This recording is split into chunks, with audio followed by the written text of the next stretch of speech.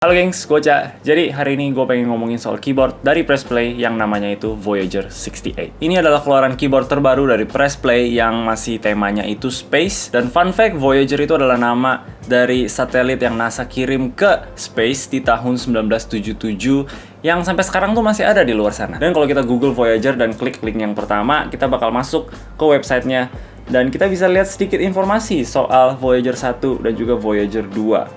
Yes, mereka ada dua, katanya yang mereka itu kembar, so cute. Kayak sekarang kita bisa lihat distance-nya Voyager 1 itu 14, 1, 2, 3, 4, 5. Pokoknya jauh lah. Dan kita juga kayak bisa lihat foto-foto yang satelitnya ambil ya, kayak fotonya Jupiter, fotonya Uranus. So cool. Science is cool. Tapi hari ini kita mau ngomongin soal keyboard. Oke, kalian pasti udah lihat karena semua orang udah bikin video ini. Gua terlambat banget, jadi gua nggak bakal kasih introduction terlalu detail. Ini keyboardnya ada dua tipe, yang retro edition dan juga yang standar yang warna putih. Masing-masing keyboardnya ada pilihan Gateron Brown atau Gateron Red. Yang retro ini gue punya yang red dan yang putih ini gue punya brown. Keynya udah hot swappable, jadi someday kalau misalnya kita pengen ganti itu super gampang. Konektivitasnya itu ada 3 cara, yaitu kabel Type-C, Bluetooth, dan juga USB 2,4 GHz dongle. Bisa RGB juga kalau kalian suka, gue sih matiin. Yang retro itu pakai keycap PBT die sub yang didesain original sendiri dari press play-nya. Jadi ini tulisannya nggak tembus kalau RGB-nya nyala. Sedangkan yang putih itu pakai double shot ABS, jadi huruf-hurufnya itu masih bisa nyala juga. Bisa Mac dan juga bisa Windows layout, ada media keys juga, which is super nice. Gue suka banget kalau bisa langsung adjust medianya dari keyboard. Kakinya bisa dual level adjustment sesuai dengan selera masing-masing. Dan mereka juga ada app yang kita bisa customize RGB-nya dan juga customize macro keys-nya gitu, which is nice. Walaupun gue personally sih nggak bakal terlalu utak-atik ya, tapi mantep aja kita punya kebebasan kayak gitu. Kita bisa download app-nya dan gue bakal link video tutorialnya dari mereka di bawah.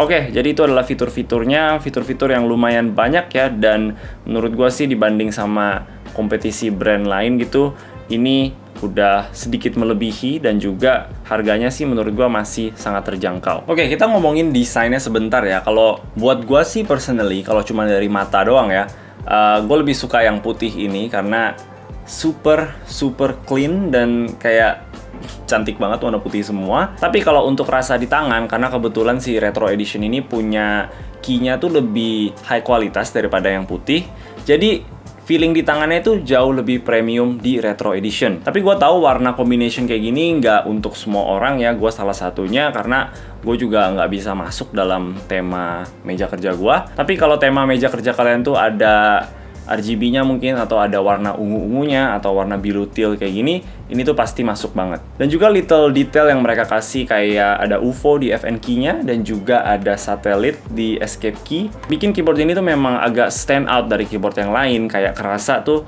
ini memang keyboard untuk orang-orang yang entusias. Untuk layoutnya gue juga serak banget sama keyboard ini yang 65% kan ya. Jadi itu ini yang 60% tapi ada keycapnya dan juga ada ekstra tombol lagi di samping, which is kita dapat pause, delete, page up, dan page down. Tapi for some reason di unit yang gue dapet keynya itu 2 page down, tapi ya nggak masalah besar sih buat gue. Oke, jadi yang terpenting itu adalah gimana feeling ketiknya dan juga gimana suaranya gitu. Untuk itu kita bakal mulai dari suaranya. Jadi ini adalah sound testnya.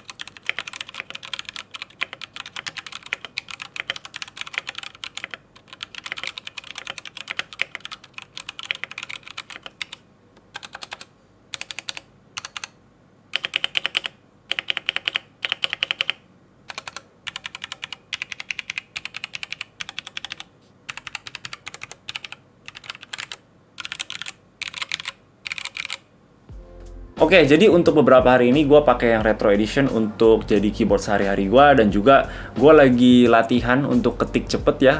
Gue punya goal itu untuk melebihi 100 WPM dalam waktu dekat inilah, dan gue rekor di 83 WPM pakai keyboard ini. Tapi of course gue nggak rekam, jadi gue nggak ada bukti kalau gue nyampe ke situ. Gue cuman foto setelah gue selesai ketik. Dan so far gue suka banget sama feeling keyboard yang satu ini. Gue suka keycapnya terutama lumayan halus di tangan, dan overall kerasa lebih premium dari keycap lain yang gue punya. Untuk dari segi ketiknya itu gue juga suka banget, gue nggak ada masalah sama sekali. Stabilizernya juga mereka udah pre-loop dari sananya, jadi untuk kayak backspace, enter, space, dan juga shift itu gue sih nggak terlalu ngerasa mencong-mencong gitu ya suaranya, dan juga feeling ketiknya jadi nice banget.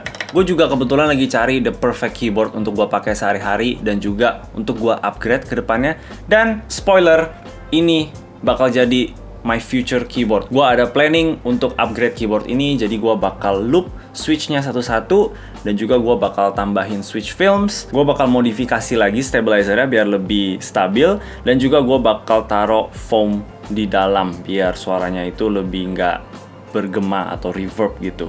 Dan juga gue planning untuk cabut baterainya di dalam, karena to be honest sih gue nggak pakai bluetoothnya, dan juga 2,4 GHz dongle-nya itu walaupun sangat mantep untuk punya fitur wireless kayak gitu, tapi gue personally sih gue nggak terlalu pakai. Gue lebih suka keyboard itu pakai kabel. Dan speaking of kabel, ada satu hal yang gue wish ini tuh desainnya beda, yaitu adalah kabelnya di samping sini. Gue wish kabelnya di depan, mungkin di samping kiri itu, biar kalau misalnya kita pakai coil cable ya itu desainnya bakal lebih bagus aja lah outcome-nya. Tapi sayangnya ini di samping sini not a big deal, tapi dan pastinya untuk proses nge-upgrade ini gue juga bakal dokumentasiin biar gue bisa sharing ke kalian semua.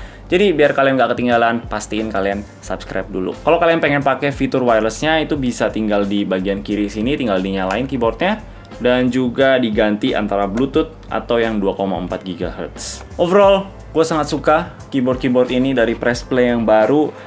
Gue punya keyboard mereka yang dulu yang Apollo 61 kalau nggak salah namanya.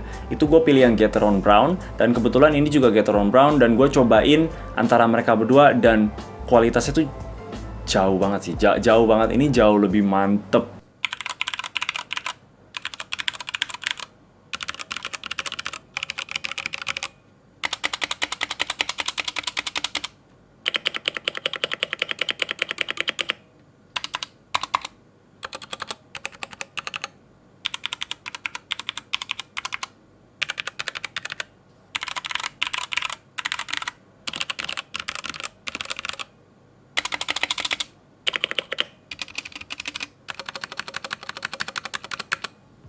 Jadi good job banget untuk Press Play udah bikin keyboard yang gua rasa sih sangat bagus, dan pastinya bakal banyak orang yang suka. Jadi gua highly recommend. Untuk sekarang yang Retro Edition ini bakal menjadi keyboard utama gua.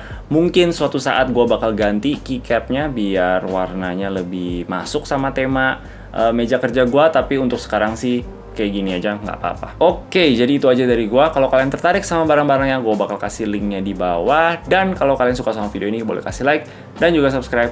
Thank you udah nonton. Bye-bye.